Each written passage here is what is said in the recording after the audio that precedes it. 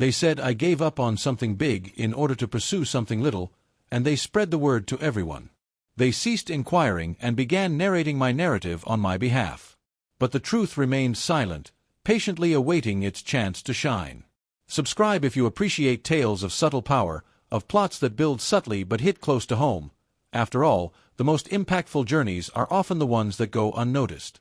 My name is Olivia Reed, and I'm 31 years old. In Seattle, I reside in a cozy apartment that is located above a bookshop. My own coffee is brewed and my own bills are paid. Furthermore, it seems that I continue to be the family's letdown.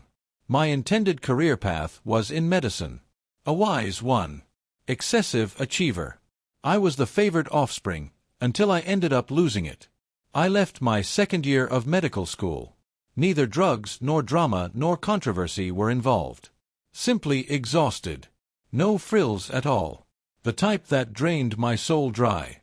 Those that went unnoticed because I kept smiling during Christmas dinner. For months after I departed, my father refused to communicate with me. I was instructed to take a break by my mother, who sobbed into a napkin. Moving on, my little brother Ryan became the new head of the family with his fiancée and bachelor's degree in finance. He comes from a lovely family and has all the makings of a successful man. What about me? I decided to create a tech class for the elderly in my community. In exchange for payment. Keeping one's sanity intact. Looking for a way to occupy my time. It felt like a failure at first. After then, a sense of direction began to emerge. Classes progressed from one-on-one sessions in coffee shops to library groups, webinars, and finally, a working model for an online platform. It was my name, Elderbright. Staying connected in a digital world that wants to leave us behind is a simple quest for persons over 60. Everything from email and video conversations to online banking and digital safety was covered, including how to recognize bogus news before it goes viral on Facebook. It was unassuming. A unicorn startup isn't what it seemed. But the results were good. Mrs. Givens, an 83-year-old woman, and I had a video chat that week. I have 2 prosthetic hips and enough abundance of sass to fuel a sitcom. The process of configuring her Zoom mic took us 40 minutes. Even though this machine despises me, she still managed to call me sweetie. Even though he lived 3 states away, she gasped and whispered, "You brought my baby into my living room," when she finally saw her son's face on screen. Such incidents do not garner media attention. They have a profound impact on people's life, though. I created Elderbright with that purpose in mind. In only 3 short years, we went from 0 to 80,000 active users, multiple partnerships at the state level, and an overwhelming number of organizations pleading with us to expand into their areas. With each patient tutorial, we were making a difference in people's lives. However, my loved ones thought I was engaged in some sort of virtual classroom activity. They never inquired about the progress. Pride was never one of their words. Their perspective was that I had abandoned the well-marked route and was lost in the forest. It made absolutely no difference that I had paved the way and shown the damn way for everyone else to follow. While serving roast beef to Ryan's fiancée at Sunday dinner last month, my mom casually mentioned that Ryan has always been the center of attention. "Olivia, who are you?" She prefers to be herself, you know. Politely, I grinned. My carrots need to be cut. Silently stood there. Disappointments have a way of doing that. No one hears us. Always courteous. You won't even notice us. However, things were going to shift soon. Someone who didn't know who I was might start by saying a name I hadn't heard in years. At this time, no. There was perpetual sarcasm. I could create a space where thousands of complete strangers could feel heard. Even members of my own family avoided asking me any substantive questions. Here at Elderbright, we were in the midst of an upgrade that would make our onboarding process even easier for elderly people who had never used a keyboard before. A 76-year-old guy who broke down in tears the first time he FaceTimed his granddaughter was my most recent user test subject. She believed I had disappeared, he continued to say. She can now see that I am still alive. I was more energized by that moment than by any news of money ever before.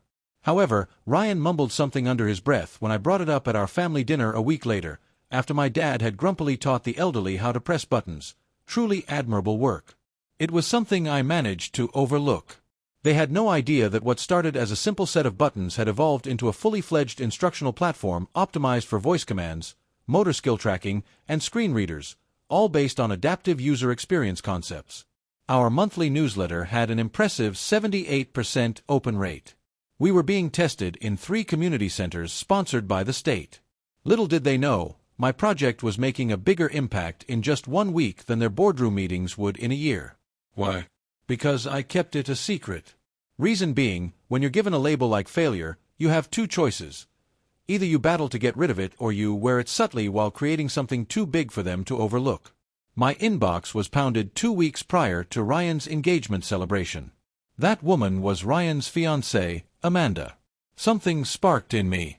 Our Stories That Shine campaign invited users and their loved ones to convey the effect of Elderbright in a 90-second video.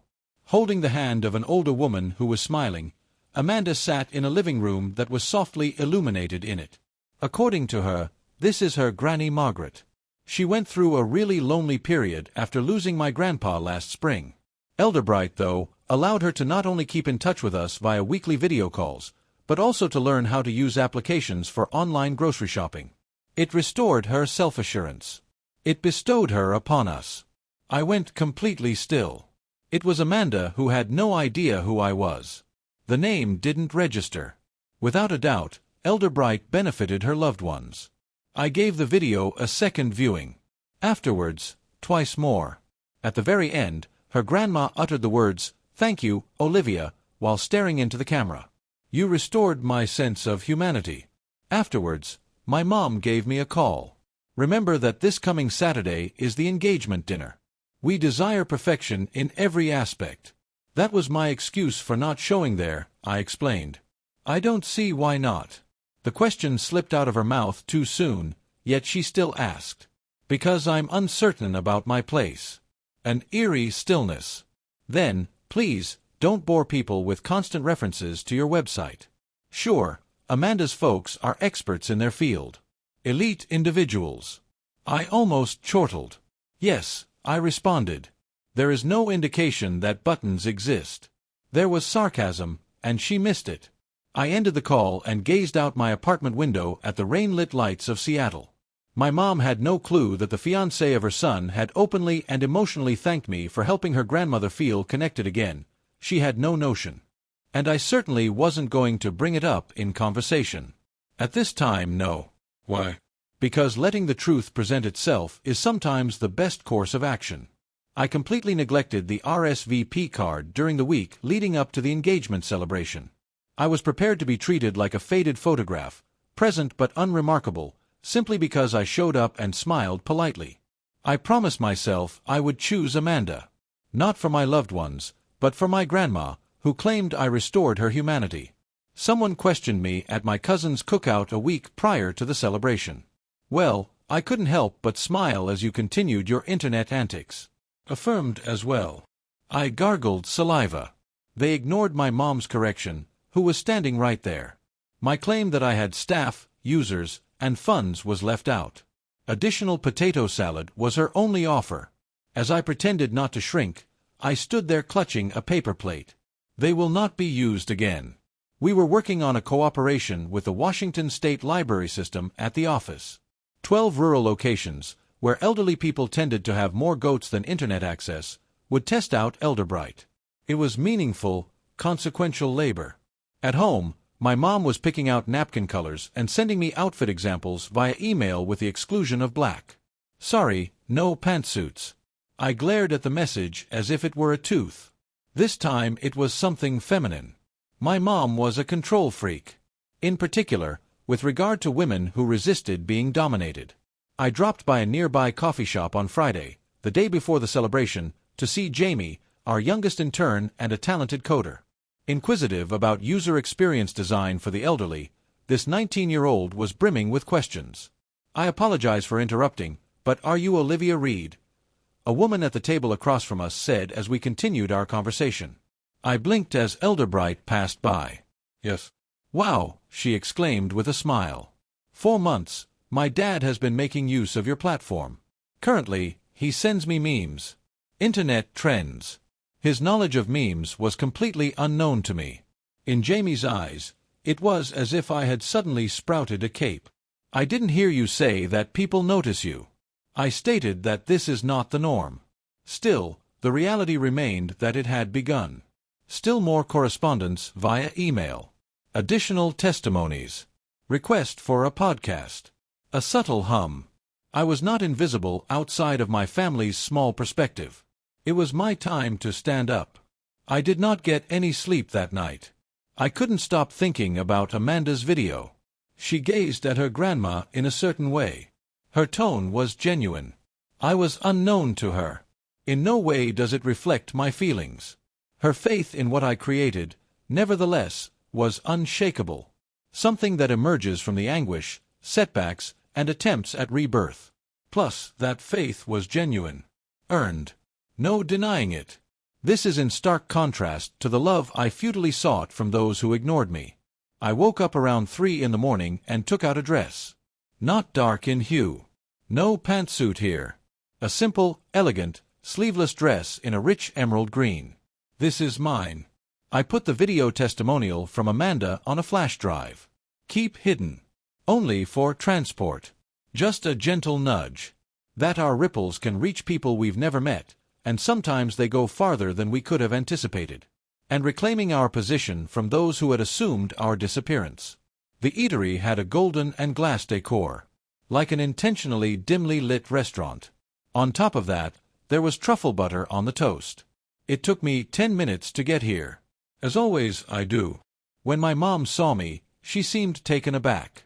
"Oh no, it was you who showed up. It was as simple as you said."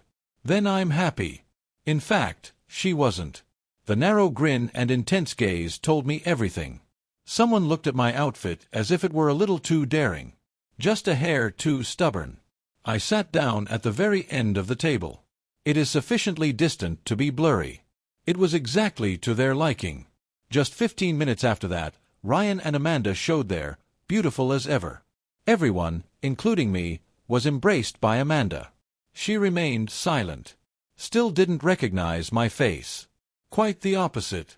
More speeches and champagne toasts followed as the night progressed. Something costly sounded like Ryan's employer was about to say when he got up. Legacy and loyalty were topics that Amanda's father covered. After that, all I could do was smile and nod. Not visible. Once more. All the way to dessert. Unless Amanda leaned over carelessly, her curious pupils narrowing. "Hey Olivia, I've been meaning to ask you, what do you do all the time?" There was a hush around the room. My mom tensed up. A small sip of water was mine. Digital literacy is a platform that I run. Given to individuals 65 and up. Just a moment. For example, online education. Rather resembling systems that can adjust to ongoing interactions. Accessibility technology screen readers are our forte. Talking navigation for those with small print. She blinked. Elderbright, what is its name? Her eyes locked onto mine. Frazzled expression. No. Absolutely not. Elderbright, you are. A little nod came from me. I was its founder. She whispered under her breath. Ryan caught her gaze. Then to me again. Olivia Reed, you are. For example, the original creator. Stories that shine, Elderbright's public persona. The room was no longer merely attentive. Its respiration had ceased. Fork in my mother's hand froze in mid-air. Up until the day she died, my grandma Margaret took Elderbright daily. By your assistance, she was able to video contact our family on Sundays. More time with her was granted to us by you. Your campaign received a video that I contributed. I softly grinned. Yes, I am aware. There it was. It was important. Amanda became upright. Why remained silent? Shrug was my response. Apt timing wasn't there. Her gaze shifted to the tabletop. I really doubt that everyone here gets it. This lady started from nothing and created a nationwide program. News outlets like NPR and Forbes have discussed her. Her impact is immense. Oh my goodness! Aunt Linda let out a gasp. Joe, the uncle, coughed. My dad lowered his head to his glass of wine. My mom said something, then shut her mouth again. Keep going, Amanda. The fact that I am meeting you is unbelievable to me. Helped out my loved ones. Before she used your site, my grandma never thought she was very intelligent. Slowly, she sat down, her expression unchanged. Ryan drew nearer to me. Unbeknownst to me, you failed to inquire. Remain calm, I said. Void once more. However, the weather was mild this time. There was awe. I saw the remainder of the night through a peculiar new lens. Whispers started circulating, directed at me rather than behind my back. Out of nowhere, Olivia's remarkable work was added to toast. Sitting rigid and silent, my mom seemed to be adjusting the storyline as we went along. Plus, it had been a long time since I had felt the need to include a footnote, so that was a first. I felt like I was the story. This is not due to my request. I didn't interrupt for no reason. However, the truth entered the room unannounced and made no attempt to be silent. I felt an unusual stillness in my chest when I awoke the following morning. Dishonor, wasn't it? No, it wasn't vengeance. It was more subtle, like a door shutting softly after a long time. Someone rang my phone. Ryan has something to say. Sorry I didn't inquire sooner. No brainer. Explanation not required. Nothing with emojis. I gazed at it for some time. Following that, I inverted the screen. My mom gave me a call later in the day. Twice. No, I said. Not maliciously. I was merely unsure of her response. I also didn't want to offer her the opportunity to downplay its significance. Forget it. Later that night, I strolled down to the waterfront. Everything seemed to float in midair as the salty pine scent wafted through the crisp air. It looked as if a subtle fracture had opened and the light was still determining its extent. I couldn't help but picture Amanda's expression when she finally got it. Respect, not merely acknowledgement, but awe. Rather than seeking glory, strive to make a difference. In search of significance. I reflected on the many years I spent trying to reduce my size. For some reason, I saw their lack of response as a sign that I wasn't worth their time. However, I had prior knowledge. A letter came 2 days after that. Authentic paper. Written by hand. Given by my mom. My dear Olivia. Amanda sent me a video, and I watched it. Weeping broke my heart. I didn't ask because I realized I never bothered to know what you'd built, not because I didn't know. Because I was fixated on what you were leaving behind, I failed to notice the direction you were heading in. You mustered the bravery that none of your relatives ever mustered. You continued despite your failure. And by doing so, you helped others rediscover their voice. One of them is me. Best regards, Mom. I gave it 3 readings. After that, I carefully folded it and set it down next to my desk. Left unframed. Not presented. I simply retained them. Reason being, evidence hanging on the wall wasn't necessary this time. This was my life. Each and every day. I was the featured speaker at a local technology conference that same weekend. It was camera-free. A lack of national media. There were just 60 individuals in the auditorium of the recreation facility, and the majority of them were holding notebooks and praying. Truthfully, I informed them. I had no business being here. Somebody else was supposed to play me.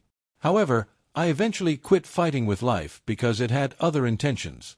My tears refrained from falling as the entire room rose to its feet in ovation. Smirk, though. That kind that is rude. The sort that sends shivers down your back. The kind that proclaims, I succeeded without asking anybody for permission. Amanda extended a lunch invitation 3 months down the road.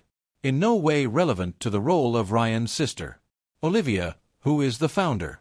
The courageous woman who, after starting with nothing, managed to create something lovely. The Capitol Hill Cafe where we met was basking in the sun. Sitting with a smile on her face, she had her coffee and a notebook half open. It's been on my mind, she remarked. I'm involved as a volunteer with a foundation. Particularly women-led social impact startups receive funding from them. Your work was shown to them. In my direction, she slid the notebook. Hidden therein are jots, figures, and possible links. We can be of assistance if you are prepared to expand. I gazed without flinching. "You are not obligated to pay me anything," she firmly stated. "There is no debt involved. It comes down to faith. You did something for my grandma that I could never have imagined. My only curiosity is in the extent to which your light can illuminate. And I'm not afraid to let someone trust in me this time." That summer, Elderbright began its inaugural promotion on a national scale. Our name for it was Digital Dignity. Workshops in public libraries. Community centers as training centers. Veterans and underprivileged elders can participate in free activities. The number of users has reached 250,000. A Montanan woman in her 92nd year sent me an email. "I used your service to submit my passport application online. Next month, I will be flying to visit my great-granddaughter. Before this, I had never flown. You have given me the first step, and I am grateful." That message lingered with me for quite some time. Rather than to affirm, it serves as a gentle reminder. A little bit goes a long way. I sported a navy jumpsuit to the wedding of Ryan and Amanda. Nobody made a sound.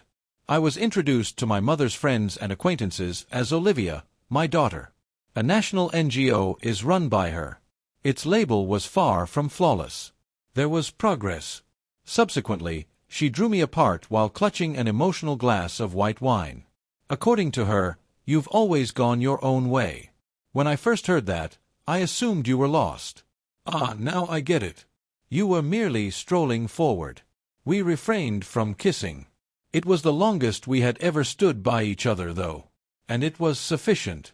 Spectating the dancers that evening, I stood beneath a canopy of twinkling lights.